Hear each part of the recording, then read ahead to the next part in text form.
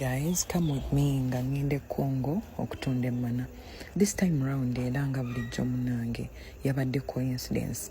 Just nafunye bufunye mukwano gwange era nampitiramu nambalira nangamba mwana eyo ate abantu balina ssente bagulira mu dollars. Nayanguyiddewo speed million nenfunirawo ticket. Nakozesezza basi ya pokopoko zabadde ssaawa nga 5 ez'ekiro we twasimbudde okufaawo mu Kisenyi Kampala City ate ne twolekera.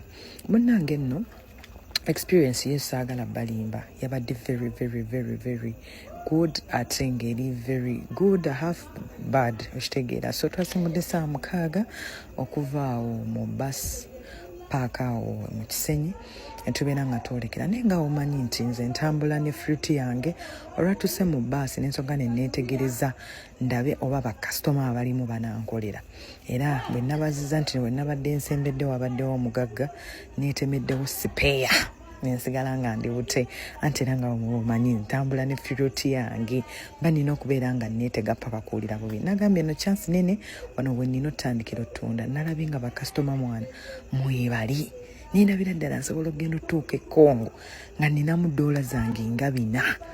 Nagenza olaba nga bakasitoma baweze nenyongerawo nenkola obubadi nenzigiramu ddala ssebe engoye neneetega nga bwe bakuba mu kinyawo ngamba nti oh my God, this is so terrible.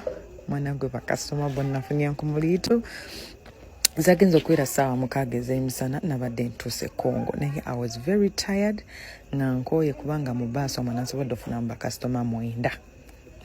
So sente Congo gye ziri so bw'oba oli mwana wa buwala ng'oli serious oyagala kutunda nange mana nabagamba osasula kyebiri ne tuconnectinga. Love you guys, stay blessed. I will be telling you more about Congo ne kate Congo maze otundawo kati ate nzirawa Bwera bwenva Bwera Kasese mba Kasese Fort Portal. Bye.